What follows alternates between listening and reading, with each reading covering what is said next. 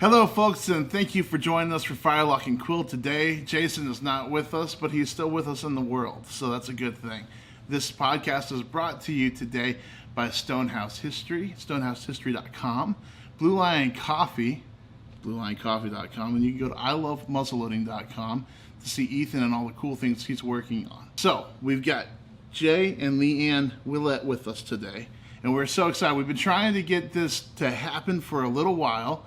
I messed everything up because I got sick, and I got sick, and then I fell asleep when I was sick, and I realized that I was like 10 minutes late, and we just said we canceled it. So I don't even know if I told you guys I fell asleep. No, you didn't. Did I tell you guys that? Makes a lot more sense now. You didn't have time to do your hair and makeup. I was just thinking, and I should have brought this up before, but Jay, I think in the right light, could look like Jason, just a little bit. So we could have passed him off as like. I could never be as dapper as Jason. Well, of course. I mean, like a low light. It would require light. some AI technology, I think. Okay. I mean, he is a pretty dapper guy, and he cleans us all up when he's here on the podcast. So sorry you guys have to scrape the bottom of the barrel with Ethan and I today. I really wish that we had ourselves put together. So we wanted to bring these guys on the podcast because I met them through the internet first. Yeah, I met them through the internet. Do you guys meet a lot of people through the internet because you're very active on the internet? Yeah, we meet a lot of people through the internet. We get a lot of followers, and then we show up to events or random places, and people are like, "Oh my God, it's Stonehouse!" Yeah. Okay. And so we've had some really awesome experience where we're just kind of doing our thing, whether it's at a Living History event or even just sometimes we go to the hardware store and people will recognize us from Stonehouse History, a post that we did. And they, of course, it's usually always, they recognize Leigh Ann straight away. And then it's an immediate, oh my gosh, Stonehouse History. And so it's a little awkward because I'm not, I usually am the quiet one out of the two of us, and Leigh Ann is certainly the forward face of Stonehouse. So I try to let her do her magic and just nod politely as we get that conversation going. So you guys, you're a wood carver, Jay. You're an itinerant wood carver. Yes. And then Leigh Ann makes a lot of wonderful things. She just gave me a tape that she made for my hat, not this hat, but a hat, and it's awesome. What else do you cover? It's I'm not talking about just research because we'll get into research later, but as far as goods for sale, what all do you do, Leigh Ann?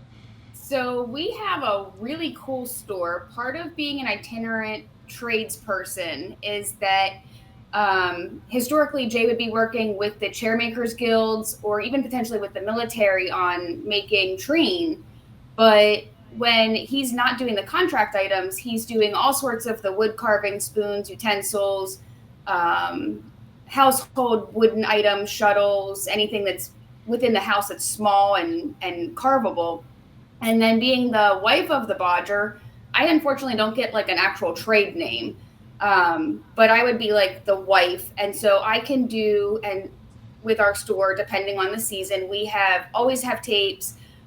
We have some sewn finished products like aprons and pockets, pin cushions or pin pillows, things like that. But then we'll have seasonal items. So if my herb garden outside is really kicking off, and I'll cut some herbs down and take them to the event and sell them, or we barter and trade. So we have some Blue Lion coffee available as one of the trade good items that we sell.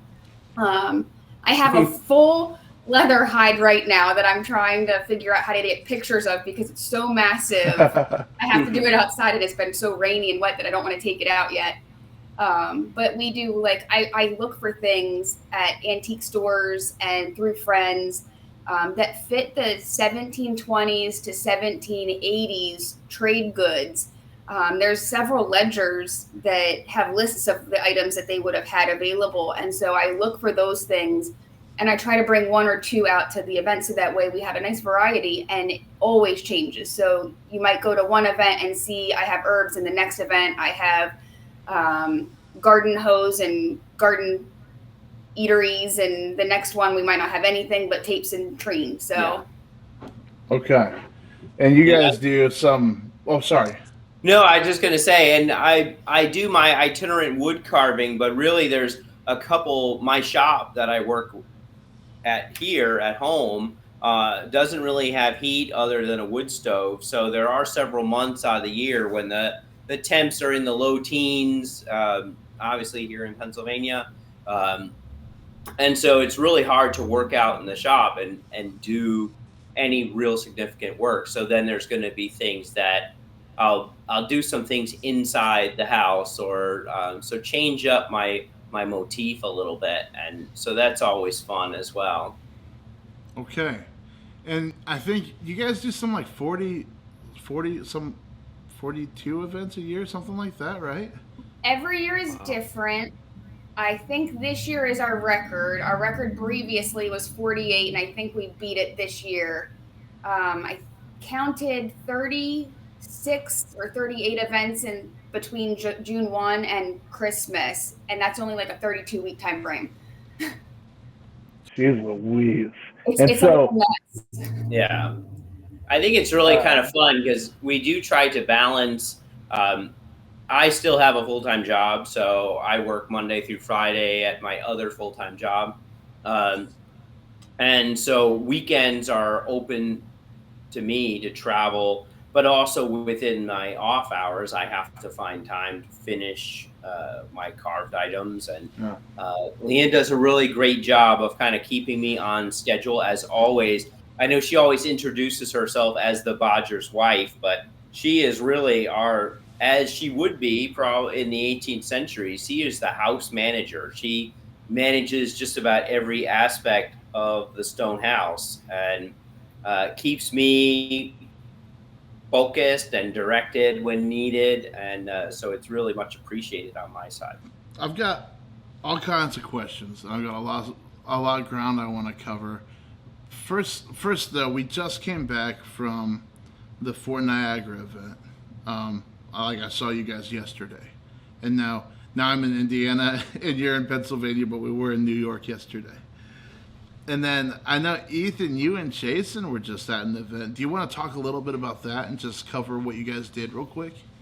Yeah, so Jason and I were out north of Pittsburgh to the annual meeting of the Kentucky Rifle Association, which is a collecting association focused on early American arms. Um, Specifically early American arms. So, I mean, and really specifically as in the name, like your Kentucky rifle era stuff. So a lot of rifles made in Pennsylvania, made in Virginia, made in the American South, into Tennessee, Kentucky, of course, and then some of the later rifles of like Ohio, Indiana, Illinois, and all of the eastern states as well. But the time period for a lot of it and the really popular pieces kind of centers on when that trade really began to blossom in Pennsylvania, and the production of rifles for the kind of the first westward expansion there into the Midwest. Really neat. Jason was my sponsor for that association. It's a pretty small, pretty close knit group, and it's members only, and it's pretty neat. It's all original pieces. They allow some contemporary works, but it's focused on original pieces. So you'll go in there and um, like dollar amounts get thrown around a lot in describing that show because there's a lot of really valuable pieces there. So it's really neat to Okay. kind of see some of those original works. The President's Display is a yearly display they have at the show. And this year it was focused on Rev War era American rifles, which was really neat. So there was some Christian Springs rifles all the way up through kind of the latter part of the Revolution, where styles kind of started to change a little bit and become more and more Americanized. And so I've been told that those pieces are into the 5 and 6 digits, upper end 5 into 6 digit dollar values there to give people a ballpark. So you're kind of drooling with a rag in your pocket, and you're just like making sure not to get it on anything because you're walking around, and there's so much neat stuff. I was there to film a little bit, so we'll have some videos from that coming out a little bit later, probably end of this month we'll have. But got to meet up with Jason and Kyle Williard and a few other folks out there and kind of hang out and see some neat original pieces. So it was really great. I really enjoyed it, and it was a long drive, but it was fun. Was your filming commissioned work, or was that for the channel? That was commissioned work, but it will go on the channel. So the Okay. KRF is working on. I'm trying to find an appropriate way to put it that not appropriate, like as if it could be inappropriate, but We try not to say inappropriate things on this right. show. Sorry, Be very careful. Jason was not involved with the filming, just so it was all above board. But they're working on a lot of outreach and initiatives to try to reach more people about what they do. So one of the really great things that they do is kind of the association bridges the gap between collectors and the public. So they have an incredible backlog of high quality photographs of all of these original rifles that are in members' collections. So while keeping the privacy of the owner, they're able to document these works and share these high quality photographs with the general public through these now USB flash drives that they sell that have the pictures on them. So if you are interested in these pieces or studying the artwork of a particular maker, you can purchase these flash drives, I think, for like $20 and get hundreds of photographs of particular rifles in particular periods. That's really cool. Yeah. That is really cool. Yeah. So like privacy is huge because of the value of these collections at this show. So like you can't film or photograph on the show floor at all. That's like no cameras, no phones, no nothing. But they have these high quality photographs of the pieces that you can see. And kind of alongside that, over the past year, they've been working with me to film with collectors in the association about some of their specialties. So last fall at the CLA show, we had Randall Pierce, we had Brian Lemaster and Art DeCamp talk about 3 different schools of long rifle building and collecting, kind of the eras that they worked in and major builders in those periods. And those went over pretty well and got a good number of views on the channel. And so they brought me back this year to the actual show, and we filmed 5 different researchers, historians, collectors, artists, however you want to look at that, about more specialties.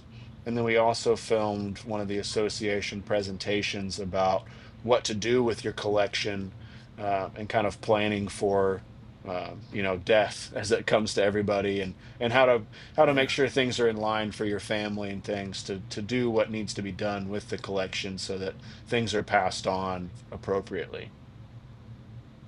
Okay. So it's kind of a wide Wow. gambit, and Yeah. it's neat because it gets to go on the channel. They wanted it to be seen by as many people as possible to drive some interest to their association and things. So we kind of talked about it a lot beforehand about we could start a KRA channel and things, but they just kind of wanted to jump as quickly as possible into an audience, and so we've just been running them on the channel to pretty good reception. I think a couple of the older ones I could tweak some and get them pushed a little further, but so far it's been going pretty well.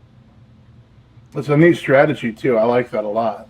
Yeah, it's been So, fun. They're kind of looked at as one of the older, more reserved organizations, just because of the privacy they look for their members and their collections and things. But it's been they've had a really aggressive approach to outreach here in the last few years. Okay. So Jay and Leigh Ann, this doing 50 events in a year. It's funny to me. Yeah, it's crazy. It's crazy that you haven't come across Fort Niagara in the past. Have you guys ever gone and walked through? I mean, this was your first year setting up, right? So this was my very first time at Old Fort Niagara, but Jay has been there. He was with them, well, you can say, with the Maryland Forces. Yeah, so my original interaction or my original experience, of course, was on the military side, and particularly on the British side of things with the Maryland Forces. And so I went to the fort and really enjoyed it, and I loved it. And that was 20 years ago. So since that time, our lives kind of spun in different directions. And then when Leigh Ann and I got married and we started Stonehouse History, we seemed to always have something going on at or around the 4th of July. And it is a travel distance. And I think even initially, the logistics side of things for Stonehouse History, I like to tell people, like, when they walk into our marquee and they see our setup, one of the first things that you see when you walk into our marquee is a little structure that I built that actually fit inside of a wheelbarrow, and it's just spoons hanging off of this frame that sat in a wheelbarrow. And that is where we started initially, just pushing a wheelbarrow down the street with spoons dangling from it. And so it took us a while to get to the logistics side of things, where we could travel the 5.5, 6 hours to get there, set up, have a place to stay, and also bring our things. And it really only has been within the last few years that we've been big enough that we could put together that kind of, make that sort of trip out. So we've gone out to places like Indiana, where we went out to the Five Metals. So that was, and of course, Ohio as well. So New York was, we're expanding that circle around central Pennsylvania, because now we have a trailer, we've got everything that we need to get us out a little bit further. This was my first year setting up mine and Nicole's. We walked through the event last year, and I've heard great stories from all sorts of people about that event. I know Townsend's used to go set up there. It's been a long time. They haven't since I've been around. I've been around for 12 years. But it's just kind of one of those, like, feathers you want in your cap, right? It's just, it stands out. So what did you have a good time? Did you like the event? Did you think that, do you think that you would encourage people to go? Absolutely. From a first time perspective, it was an absolutely fantastic event. The staff, the volunteers, everybody that pitched in did an outstanding job knocking it out of the park for the living historians and the visitors, because that's two very different groups of people. And so most events really focus on, like, we want the visitor experience to be perfect. Mm-hmm. But this site, there's a few of them out there, but this site really took it and, like, leveled up for the living historians, I thought. But then you also have the cool factor. And how often can you say you're on site, set up, living for the weekend at a historic site that has a castle that's from 1720 or 1726, or like when we go to Mount Vernon, we're having coffee where George Washington had coffee. There's like that super awesome cool factor, and that just with Old Fort Niagara, no matter where you went on site, it was just 100% there. Yeah, and I don't know how they went about doing it, but they piped in the most beautiful sunsets that I've ever seen.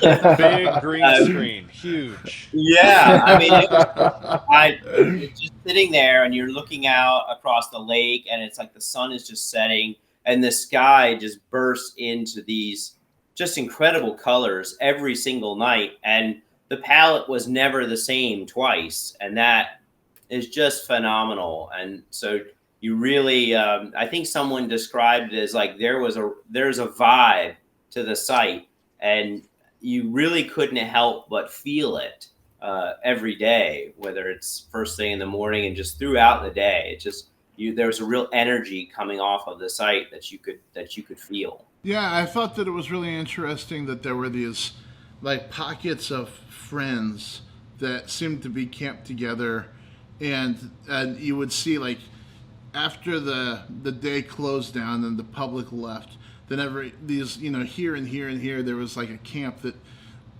every 5 camps around them would gather to, and people would just have their time. There was a group of people that I've never met before, and most of them were older than I am. I'm guessing that they've just been going to that event for a long time, but if you're in the site and you're looking west from kind of the front gate that you come in, the first thing that you see is this big 3-story castle, and you see kind of the front of that, and then the lake behind that, and so the sun will set kind of behind that fort and or castle, and some buildings next to it, and they'll create really wonderful long casting shadows from in a place to get away from the heat. And so this group of people knew exactly where to go. And they just, like, Saturday night, they brought all their chairs and tables and they set up. And I'm like, I wonder why they're sitting up, like, right there in the gravel. It's kind of right in the middle of the road. And then all of a sudden the shadow comes and they're just sitting there visiting and having some drinks and eating some food. And I was like, oh, they know what they're doing. These guys have been here a few times. It was just very warm and inviting, I thought. And they provide a lot of amenities for the participants. It was really nice. Jay always seemed like he had the line on, like what breakfast was. And I'm guessing that you rise earlier, right? You knew, because my boy Silas would come out, and he'd come out of the tent and kind of like rooster tail, looking like he'd been sleeping like a 9-year-old, Like it's like Macaulay Culkin at Home Alone. He's just coming out, kind of wandering, and then he goes, "Oh, I bet you Jay knows what's for breakfast." And he'd run over and get the lowdown. Yeah, so I'm always up a little bit early, and so usually Leigh Ann is a reluctant member of my excursion, my early morning excursions, wherever I'm planning on going. But I always, as soon as the breakfast opened, I wanted to get there early, not necessarily because I was starving, but mostly because I enjoy a nice morning walk. And so we always, and I did make a point of memorizing the menu as we went back, because I knew Silas was going to be looking for that menu update when I came back. Yeah, I think you were his favorite person there, for sure. You missed it on Sunday. They told him they had leftover sausage gravy, and his eyes went from like sleepy don't talk to me to like frisbees. And I was like, but they are a little bit, so you've got to kind of go now if you're going to go. And he was there like a shot. Yeah, he loves sausage gravy, and he doesn't even want, he wants it in a bowl so that he can dip biscuits, and Ethan knows this too, right? Every time he's in the shop, we've got gravy soup on deck for Silas. There you go. So yeah, it's fun for the whole family. It's a wonderful event. There's a shuttle that goes to several sites throughout the Niagara Falls area that you can ride for free, and so my older kids were able to grab that at the fort and ride that to the falls and to the aquarium and just check different things out too. So out there, I encourage you guys, go to the event, bring your family, have some fun. Okay. Oh, sorry, Jay, were you going to say something? And in addition to the fort, I do want to, because one of my experiences I really enjoyed outside of the fort when we were there is that you are right there on the lake. And the lake is very accessible. You can walk down not very far from outside the fort, and you can walk right up to the lake, and it's got some nice little kind of sandy beach there, and you can really enjoy the lake, enjoy the water. And we did that after one of the hot days. Everybody was just a little bit toasted, and in a hot way. We hadn't drunk anything yet, but we went down to the lake and just kind of dipped our feet in, and I fell in, which was really kind of funny, but it was a good time. And it's like, so even if at the end of the day, there's a lot of opportunities to find places to gather and just have make a lot of really memorable experiences. Yeah. So I'll set the stage a little bit. If you go up to Stonehouse History's setup at their tent, you're going to hear Jay working on whatever wood project before you get there. So it kind of draws you that direction because you hear this activity and you're familiar with those sounds. And so you get there and he'll have a draw horse that looks really great. And what do you call it? Do you call it a draw horse? A shave horse. You call it shave horse, okay. But So, you can where are you use getting draw horse. Nah, I'm putting my foot down on draw horse. Come on. You don't like that either? No, I The don't. draw horse goes with it. Yeah, It goes with a draw knife. Why not? No, it does not roll off the tongue. Okay. Yeah. So maybe Okay. Ethan will like Schnitzelbank better because a lot of the Pennsylvania sites we go to, that's what they refer to I them love a as. good schnitzelbunk. Yeah. Okay. Yeah. Well, a shave horse. Excuse me. So you'll, or else he'll have a bull ads out or something like that. You'll hear the sounds of woodworking, and you get there and they're just shavings all over the ground. Where he is they got the roped off section so that the kiddies don't come up and put their fingers right where he's about to smack a bull.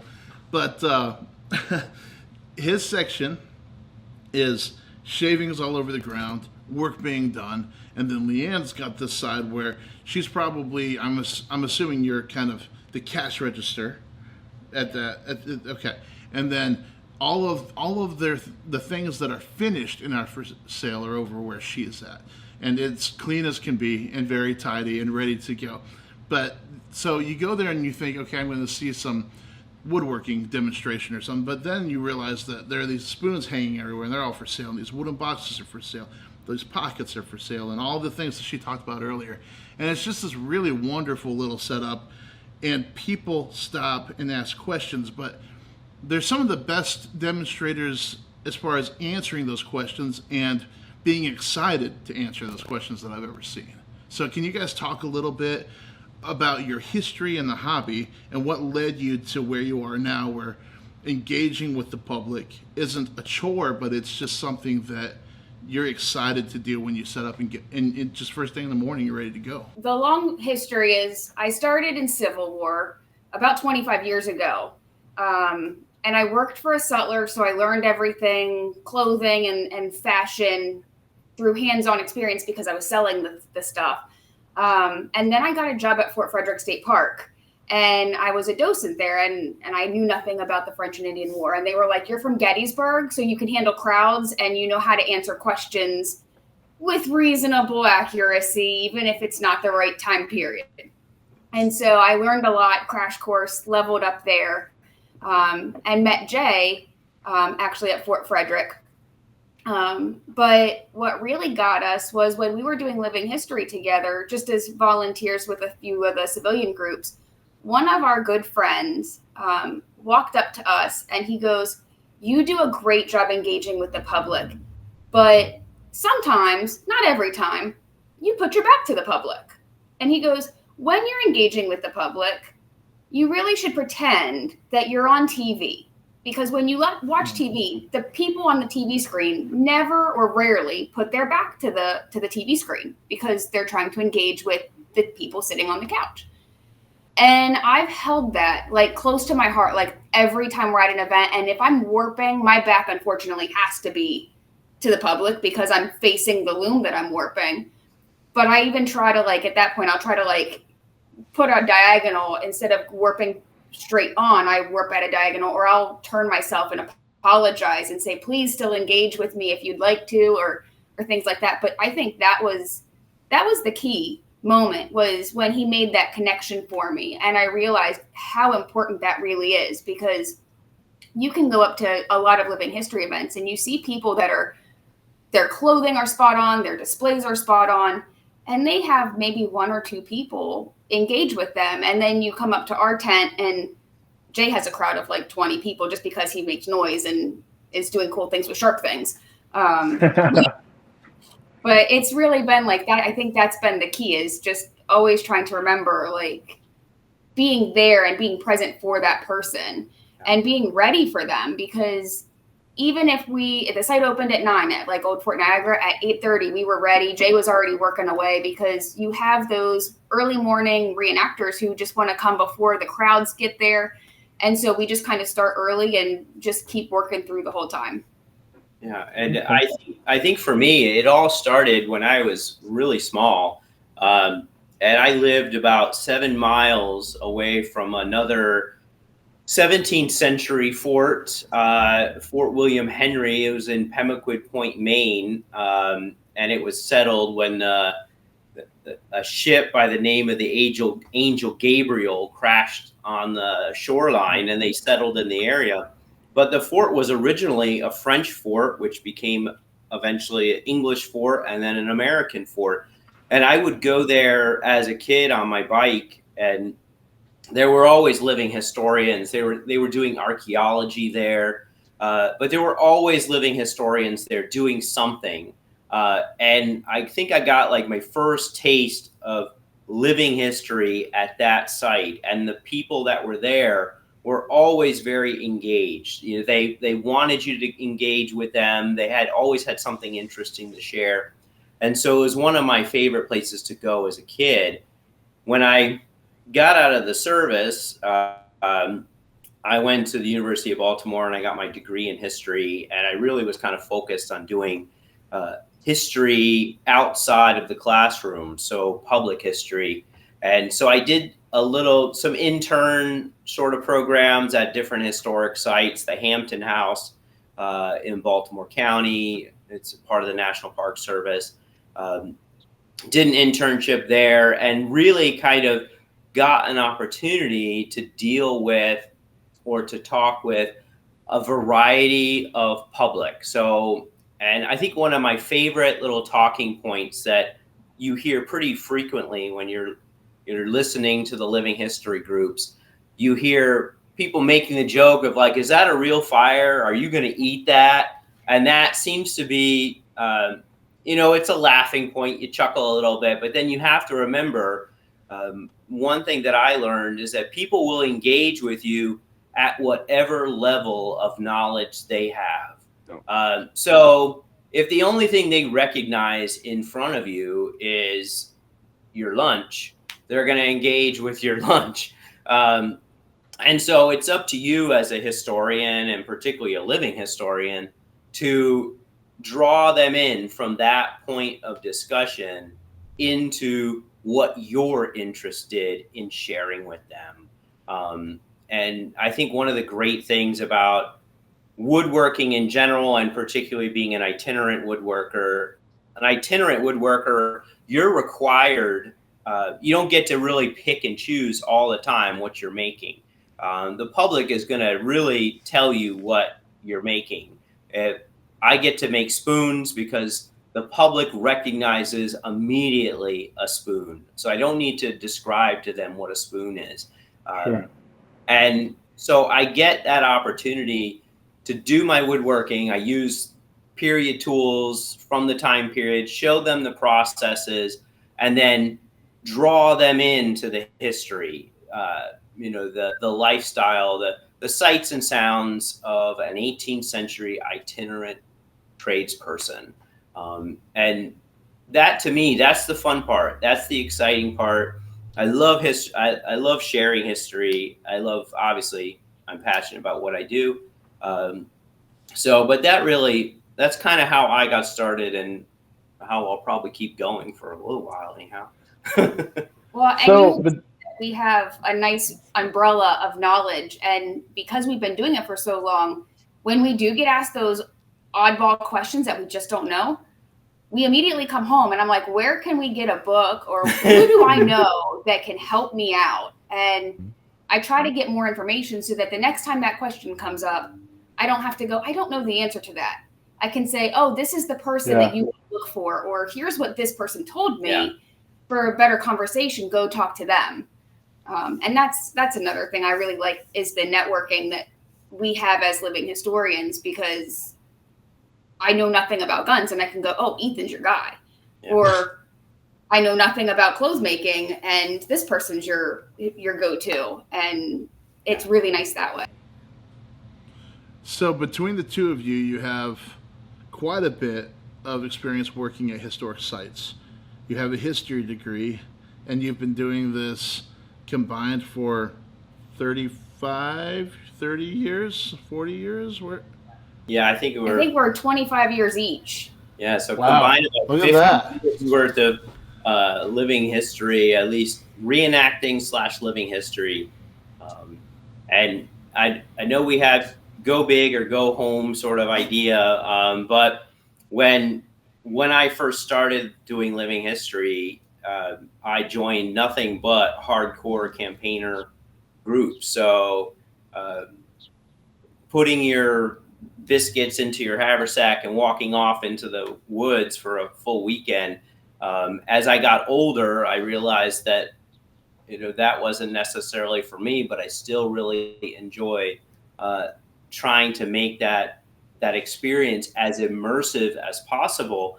But with Stonehouse, I think we've tweaked it a little bit more because we try to make it an immersive experience for us because we're in our shop just like anybody else. Sure. But we try to make it an immersive experience for the people walking into our marquee. So they feel like they've stepped into this little bubble, this little 18th century bubble of awesomeness, hopefully. Yeah, I think that you nailed it. Like, it is really neat to be in your. I've seen your setup. I've never been really inside of it, talking with you guys, and it was really nice. It was really great.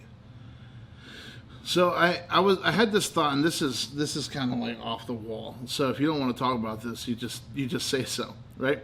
But you were in the service, but you were interested in also kind of doing living history before you entered the service. Is that correct?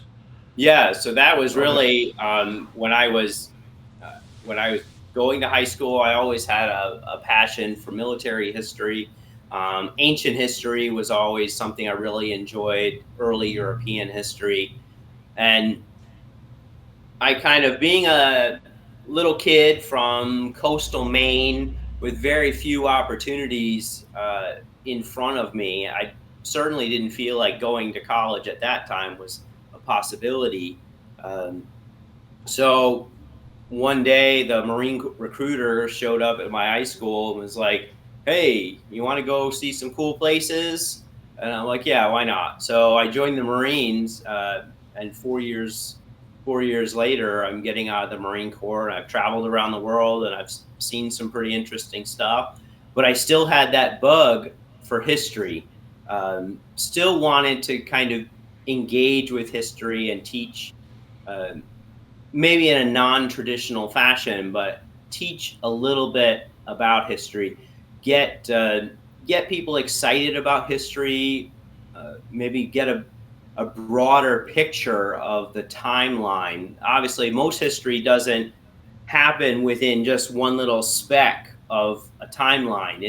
There used to be a great show which was called Connections. I don't know if you ever might have heard of it. You can look it up on YouTube, but you can look up Connections, and it was really kind of cool because it talks about all these little sparks, these little moments in history, and how they all came together and created one big event. And that's, for me, is how history is. It's not just one date and one name. It's an accumulative effort, or a cumulative series of events that lead to something which is notable. But to me, it's all notable. And so even if you're a itinerant woodcarver out on the frontier of Pennsylvania, your little effort helped to create, wherever you are, Cumberland County, Pennsylvania, your little effort helped to create it. So it's really kind of cool. So I want to get back. I don't want to take too much time on this, but I've had a lot of conversations with folks that are post-military life. And it seems like being in a unit in the reenacting world helps them kind of ground a little bit. Or have you? I haven't had that life, so I don't know even how to explain what they're telling me. But did that help at all when you came back to give you some kind of consistency, or was it just like, I'm having fun? It doesn't do anything special. No, absolutely. I think prior military, obviously, Marine Corps is known as, we're an incredibly disciplined group we're a fighting force, and cold, wet, hungry, tired, angry, the whole thing. It's part of your service. And when you get out, strangely enough, when you get out of the service, you're desperate for it again, and you're looking for that to reconnect to that camaraderie that you found in the military, that order, that discipline. And so when I found reenacting, I went right straight, as I said, to the hardcore campaigner groups. Because when I went into those campaigner groups, I knew as a Marine, you're always like, are you squared away? You need to be like squared away. Your kit needs to be put together. And it was the same thing in the campaigner groups. They demand that you're squared away. So I definitely found that. And it gave me a transition, I feel, from active. I mean, I was Marine Corps infantry. So we traveled around the globe shooting at people. But when we got out of the Marine Corps, you need to find that transition, what brings you from your military life into an active, peaceful civilian life. And I found reenacting was really helpful in that. It gave me that transitional kind of element that I needed, but also I got to meet people who weren't necessarily in the military. So really kind of engaging with non-military members as well, which was very helpful to me. I honestly think that a lot of historical sites understand that need for what Jay was saying, that connection, that camaraderie, that organization. Because a lot of sites will have on Friday or Saturday night of the event, military honors where you can go, even if you're not military, and you can sit there through the program. And at the end, everybody who was in the service that wants to stand up usually is allowed to. And I think it's a real eye-opener, because sometimes you see reenactors and you're like, oh, I had no idea that person was in the military. When we first started in Dagworthy's, one of the people who I worked with kind of closely was like a general, and I had no idea. And he would let me boss him around, and then people would be like, how come you can do that and I can't? And I'm like, I don't know. And then I found out, and I was like, oh, maybe I shouldn't be so bossy to him. I don't know. Like, So let's get back. I'm sorry, I'm getting off track. So you guys have had your individual history and Stonehouse history. Now, okay, other than being a settler and working for other people, did you guys have, or Leigh Ann specifically, experience in the commerce side of this on your own accord, where you were working for yourself or making things before you guys met and got married and all of that? So our business actually got started as a funny kind of joke, almost. We went to a living history center. Yeah, you're like right on. Yeah. Not part of my plan at all. Yeah.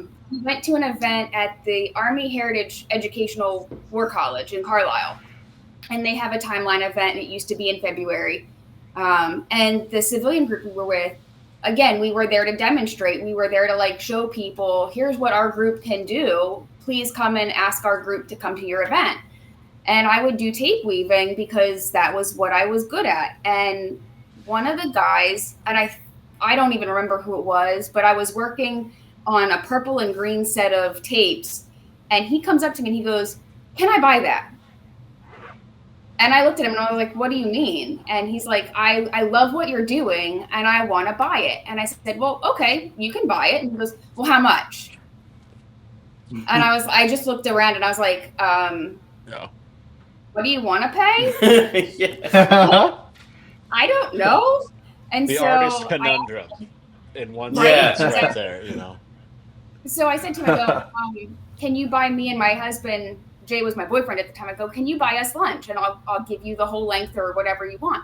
And he was like, "Yeah." So he took me down to the cafeteria at AHEC, and he was like, "Whatever you want." And I was like, "Okay." So I picked like two like cheapest sandwiches, and he's like, No, you need to get cookies and drinks, and like hooked us up. And after that, we came home, and I said to Jay, "Do you think I'm actually good enough? Like we can maybe sell my tapes for like that's great gas money to and from events." And it kind of snowballed and spiraled out of control from there. Yeah. Okay. Leigh Ann also had, I don't want her to downplay this aspect of who she is, but she also worked for an artist gallery in Gettysburg for quite some time, where she dealt with historic reproduction items, fabrics, and really was an amazing business manager, and she still is very much an amazing business manager. She's not going to talk herself up very much, but I have to jump in every once in a while and do it. So she runs the show, and you do what she needs you to do. That's right. Yeah. Okay. So I am literally her ground forces. You know, she's my general. So So was it your? I think that we hear this a lot too, where it's like we've said on the podcast before. This you can go as far as you want to go in this hobby, and if you let it, this hobby will become your whole life, right? It becomes your business, it becomes your livelihood, and a lot of people follow down that road, but they get to the place where they have this thing that they love to do with their friends, and they know, if I make this transition into making this my full-time job or part-time job, or I'm counting on this, it's going to change the hobby that I love. Did you guys have a hard time with that? Was it a long conversation, or did you just go full steam ahead? So I kind of did a 5-year plan. Both of us had full-time jobs, and I said to Jay, Of course you did a 5-year plan. That's great. Yeah, I'm going, okay. The general in 5 with years, the battle plan here. Yeah. So I said, in 5 years, I'd love to see us doing this and having the store pay for our gas and our food and our expenses, like just to break even. And that's a lot of hard work. Like, people don't understand. Like, Yes. that is a game changer, and that makes you want to quit, like right when you realize exactly what that actually means. And we were doing pretty good, and then COVID hit, and everything, like you guys know, every event got canceled, and you couldn't go out. And I asked a few sites around us, and I said, can we come to your site and just spend the weekend, or just a day or 4 hours? We'll be outside. We can rope ourselves off so that the public can't get too close. Can we just come and do our living history? Because we just need that fix. Like, we haven't had it. And there were a few sites that actually were like, yeah, come on down. And during COVID, those sites sustained that, like, oh, we're going to lose everything. yeah. But like, the store is not going to survive this. It kind of sustained us through. And then afterwards, when everything kind of jumped back up, I was like, okay, full force, let's do this. And my boss at the time was a history person. He actually was a blacksmith and worked on the Fort Frederick gates in the 80s and a few other sites like Fort Loudon. And so he thought what we did was really cool. And he's like, what can I do to support you? And he was like, go part-time. He's like, you make your own hours. This is our list of things that we need you to accomplish. You set your own schedule. And when that really took off, and then I was able to devote a lot more time to Stonehouse and get us to more places and more educational things. And then 2 years ago, I was able to actually quit that job and do this full time. So that's been a really cool transition. But there's, like I was telling Nicole, your wife, on over the weekend, I was like, there definitely are like moments where you're second guessing everything that you've done. And you're like, do I just need to fold the towel in and go back and find that real job? But I love that people can work, and I love that there's all these jobs out there for people, and I don't want to downplay that, but I hate working for somebody else. I'd rather work for myself, because then all that effort goes directly back to you and your family. And so I love that aspect of what we do. Okay. Yeah, that's awesome. I'm first generation, Ethan's second generation. So we're waiting to see like how much we screw our kids up. They might end up like Ethan, and we'll be burnt forever. Like you grew up in this. How old were you when your folks started taking you to a lot of events, Ethan? For us, it really started in the early 2000s. So it was probably 98, 99, and then early 2000s when it really started to pick up for us. We had been to kind of the rendezvous side of things a little bit, and kind of the shooting competition end of it was the main focus. But the transition into living history and kind of the family orientation of that community really in the early 2000s. Yeah. And I turned out great. Look And at me, you know?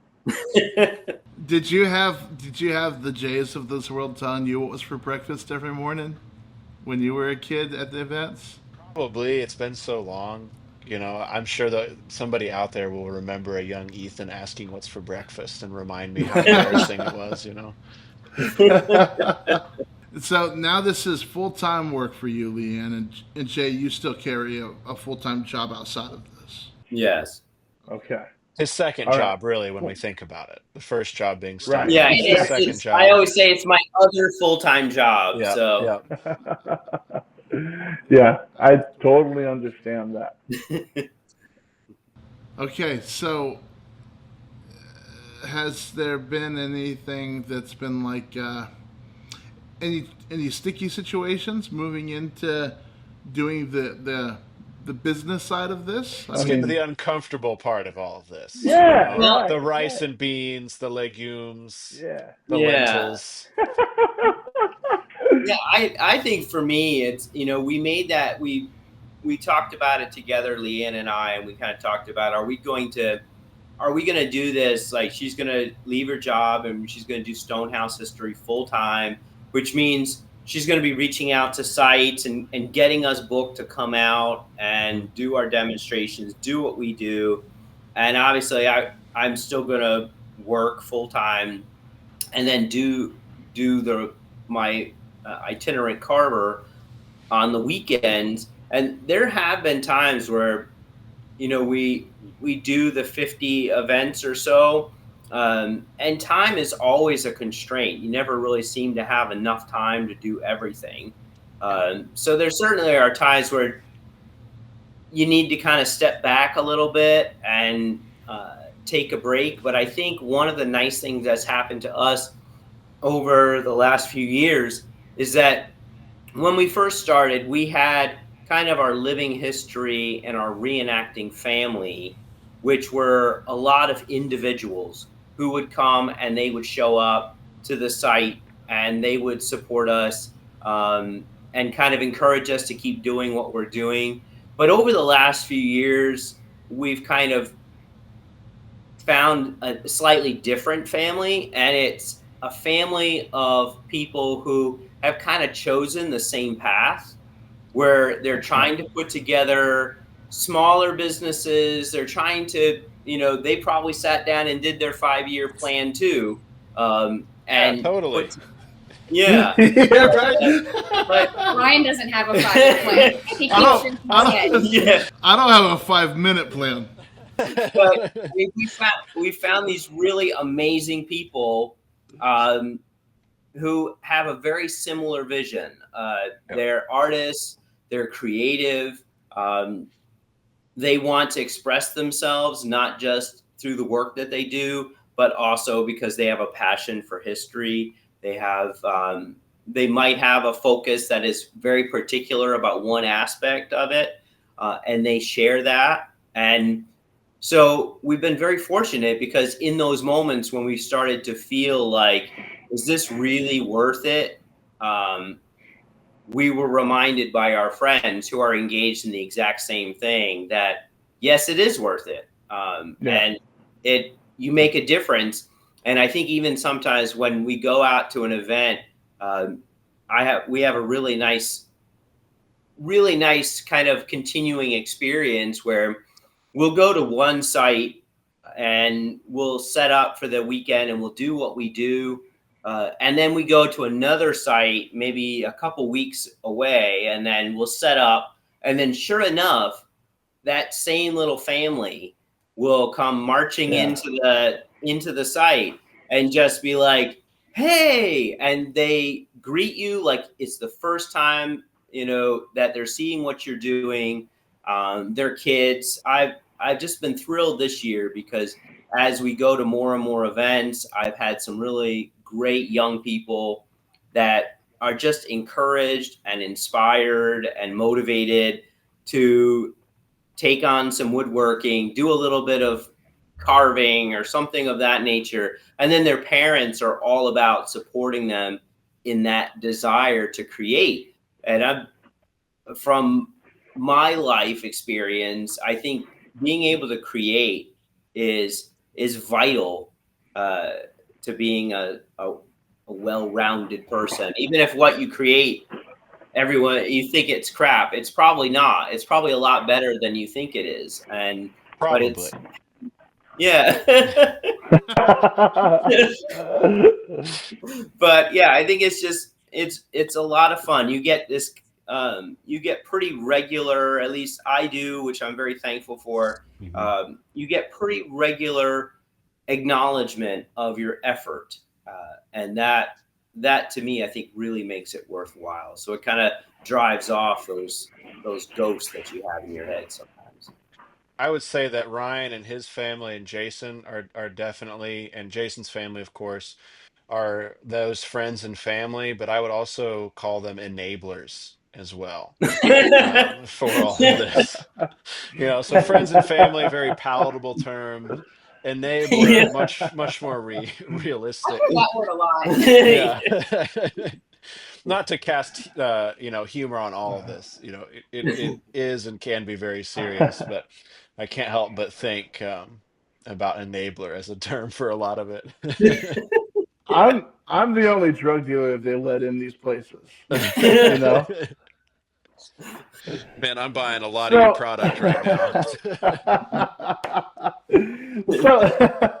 Thank you. Yeah, you're welcome. I always encourage you to buy more. Right, yeah. So, enabler! And a peek behind the curtain here, folks. I thought this was really interesting. So, Stonehouse is your house, right? It's the house that you all live in. You live in a stone house. And you seem, when I talk to you, very proud of the community that you live in and the small town that you live in. When you guys approached me about maybe adding some coffee to what you sell at different events, you led with, we've done the research and we know that there was a coffee roaster in our town. So I thought, okay, I don't know many sutlers that are making sure and like being mindful of this was in proximity to us. And that seems to be like a pre-qualifier to whether or not it's something that you really want to bring on as inventory. Is that part of the thought process? Cumberland County, Pennsylvania was a frontier location. And historically, you're going to get a little history lesson. I'm sorry. From That's what we're here for. To about 1800, Cumberland County was actually like most of the western part of Pennsylvania. So if you're familiar with the counties or the areas, it was Franklin, Fulton, Cumberland, Cambria, Bedford, Blair, Somerset, Huntington, Mifflin, Juniata. Like it's basically everything almost out to Fort Ligonier, Pennsylvania, and then everything up to about the Juniata River, maybe a little bit higher than that. But basically it's like the biggest clump of Pennsylvania. And slowly and steadily, like pieces, different counties emerged. But at that time, Harrisburg, which is our capital now, wasn't even a town. And Carlisle was one of the bigger areas. Shippensburg was a bigger town, and Chambersburg. And so when people ask us where we're from, if we're at an event, no matter where we go, that's a question. We usually say like just outside of Carlisle, Pennsylvania, and everybody seems to know like about where Carlisle is. It's kind of like Pittsburgh or Philadelphia. You have a general idea. But then they'll start asking those detailed questions. And Cumberland County has this fantastic historical society that's done all this research, and they've got all these original artifacts and ledgers and documents. And you can go and read these things, and you're literally learning about the area, a much bigger Cumberland County than we have now, but you're still learning about this area, and it's just so fascinating. Like in one of the recent books I've gotten, it talked about how there were 51 chairmakers in Cumberland County, Pennsylvania. And I'm thinking to myself, like, that's just, it blows my mind. How many people were here that you needed 51 people to make chairs? It's the frontier. Yeah. But you also think about the size of it and the scale, and those 51 people weren't in Carlisle. They were in the whole county. But then with our little town, Newville's the halfway point between Carlisle and Shippensburg. And when they were doing the county seat, when they were trying to figure out who should be the county seat, there were 3 towns listed as options. Chambersburg, which is just outside of Fort Loudoun, Pennsylvania, for their event you're probably familiar with, Carlisle, and Newville. And it blows my mind. We literally have 1 traffic light. We have 1 intersection that we were considered the county seat, but because we were the halfway point between 2 big towns, we had that commerce ability. And so there's a lot more resources available. And because of the businesses that were here, the ledgers got retained or passed down and eventually made their way to the historical societies where we can then go and look at them. So it's really cool. Like when I do the trading goods for our store, I like to keep things specific, general, that everybody across the frontier would have them. Like we have a friend who makes cooperage bowls. Well, coopers were around everywhere. They weren't just in big cities. So I take those. I can find those on the list. I have some blacksmith things. I have coffee. But they're all things that I've been able to put person, place, or thing here in our immediate vicinity, because as an itinerant bodger, we actually wouldn't probably own our own home. We'd be renting or bartering for our home. And since we have the luxury of actually owning a home from the 1700s, I want to do the home justice. And so it's kind of in honor of our home. I love that. I think that it's interesting, and this isn't throwing shade in any direction because I don't have a dog in the fight. But some folks, they're researching their garb that they're going to wear or their appearance, and they're thinking, oh yeah, this works. I can prove that this works. I saw it in one painting, right? That one painting of the guy wearing the beard or whatever the argument might be, right? And then hot topic here, Ryan. Hot topic. I will say they did shave Baby Smooth just for old Fort Niagara. He did look a lot more like you, Ethan, last week, and I had to tell him, I was like, you got to do it in stages because he looked better last week.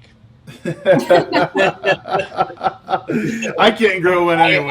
I agree. I've always been partial to having a beard, and it's like my face just looks like a big ball of light when I don't have a beard. Listen, I just put a very bearded John on the cover of the catalog. I don't care. But I just think that it's funny that we can take this as far as we want to, or we can keep it as close to home as we want to, because for some people that's enough. It's like, oh, I saw this painting and they had this, and that means I can have it. And you know what? They're right. That's fine.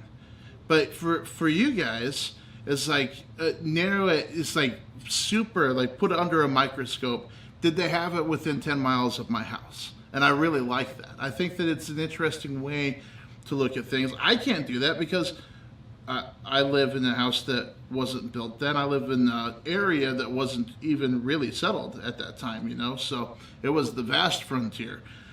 But you can and you do, and I think that's really interesting. It's a lot of fun, and we've kind of discovered as we moved here and we've kind of moved into our home here. There's a great book that we like to reference every once in a while, which is called Life Along the Big Spring, and it's another publication by our Cumberland County Historical Society.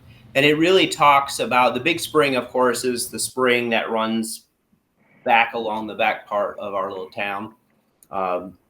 And there were mills, there was a lot of activity along the spring, but it really kind of talks about life along the Big Spring. And even though, it's 2025, a lot of the basic elements of that very early settlement, the 1720s era settlement, a lot of that spirit and that kind of fundamental way of doing things is still very prevalent here in our little part of Pennsylvania. It's the families that settled this area are still here. And so we've been here now. We're still outsiders, and we've been here for 15 years. We've been here for 15 years, and we're new kids on the block. I'm not going to sing a song, but yeah. So, Ethan, you're a skilled wood carver. I wouldn't go that far, but none of us will, Ethan. We're the most humble group of artisans you'll probably ever find. These are my words, not yours. Okay. Okay. So, Then go on. I'm handsome too, maybe. Yeah, well, No, don't put words in my mouth either. Okay. we're pumping the brakes. Okay, So, hit me. Sorry, I have you derailed us there. ever have you ever done the itinerant? Have you ever just kind of had somebody walk up and say, "Hey, I need one of these," and tried to pop it out for them? Is that something that you've played with? I have not. My father has on occasion. We've been in events where something has broken or something has gotten lost in somebody's demonstration. I think it's been most of the time, and don't come after me for this, but military reenactors.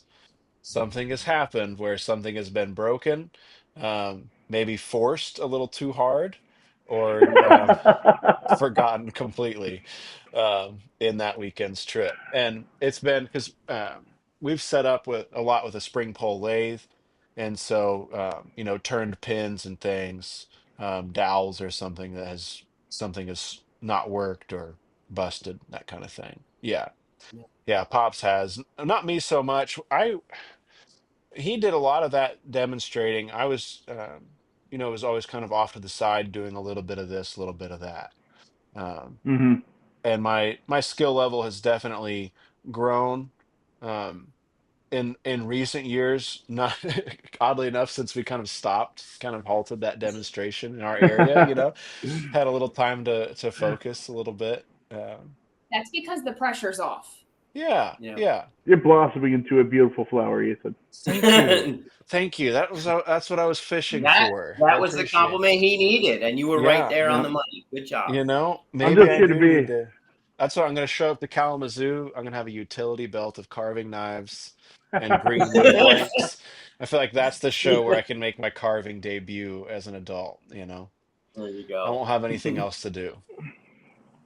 So I've just got a couple of other short little questions here. Now, as far as period pieces in your collection, for each one of you, pick one that is the prized possession. Ooh. Yeah, that's a really good one. So I love all of my items, All of them equally, just like your all of children. them. But I do have to say I found a really wonderful 18th century hand axe or carpenter's You axe. mean it's not me? Well, you are always. But I've really grown to when I first saw it, and I knew I was like, this has got to come home with me. I brought it home and cleaned it up and put it back to work, and it's just been wonderful.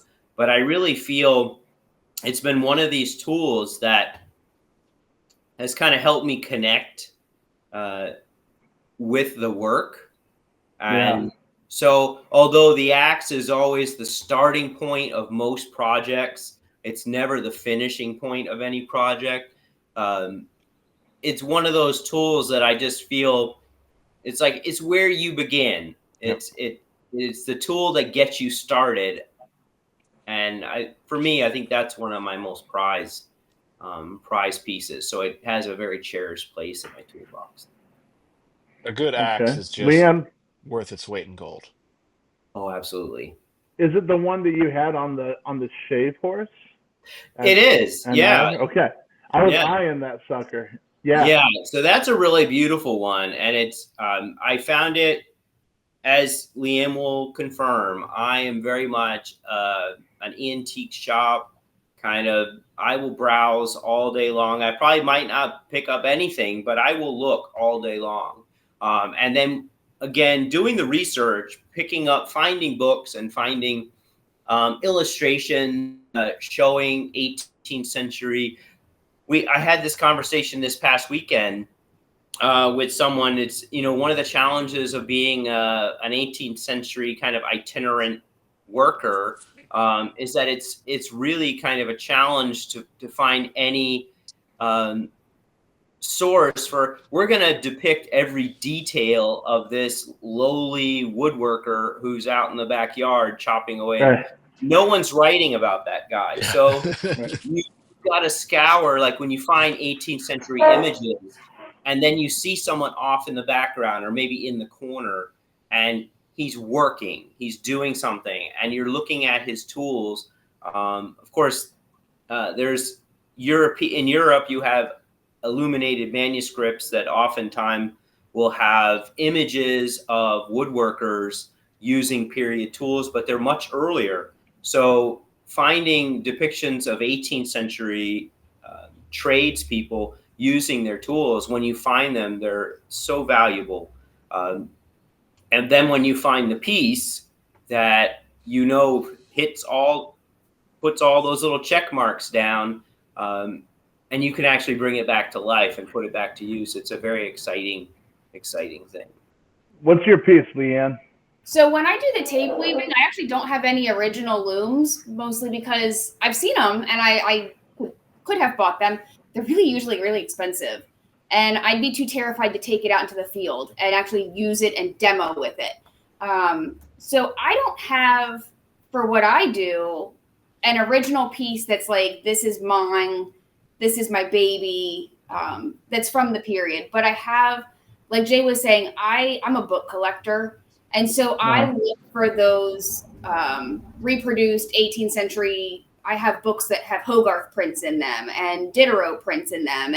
And to me, those are the valuable things, because we'll get, like we had talked about earlier, we get off the wall questions. Somebody at the event we were at last weekend saw Jay had mules on, and he's like, why aren't you wearing buckle shoes? Well, as an itinerant, we can document more frequently mules on most tradespeople, including blacksmiths, which is kind of weird to me. And so those books, those are the valuable resources to me. And those are like my most prized. If the house catches fire, all the books behind us, I'm going to just be chucking them out the door.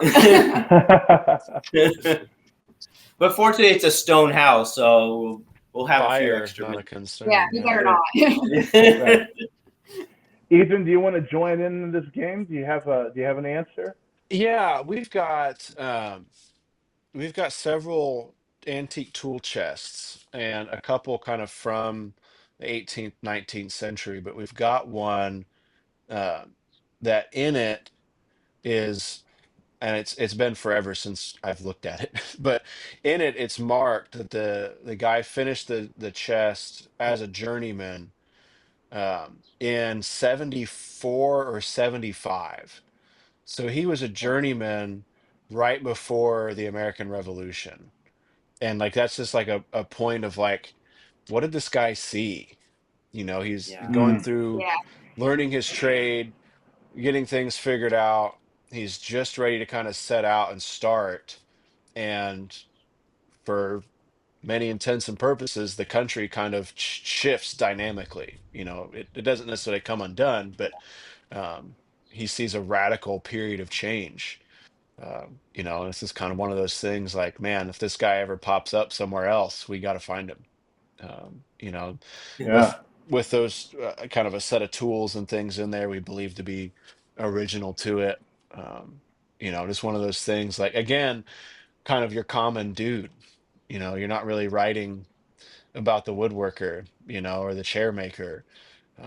They weren't all Mel Gibson, going and but it's that kind of thing where you're just, it's what kind of draws me to it. Like I've never been too interested in the military side of things, or even the battle side of things, but your average civilian out there, making a living, having a family, carving out their little slice of the story is really what keeps drawing me in. So things like that, of like, here's this guy, this is his tool chest, he made it, and then a year later the revolution started. And he was proud enough of it to put his mark on it. And that really, I always say it, the pieces that we hold close to us, particularly the antique pieces, we always like to say, if this piece could just talk and just tell me all of the things that it's witnessed, all the places that it's been, and all the pieces that it's carved,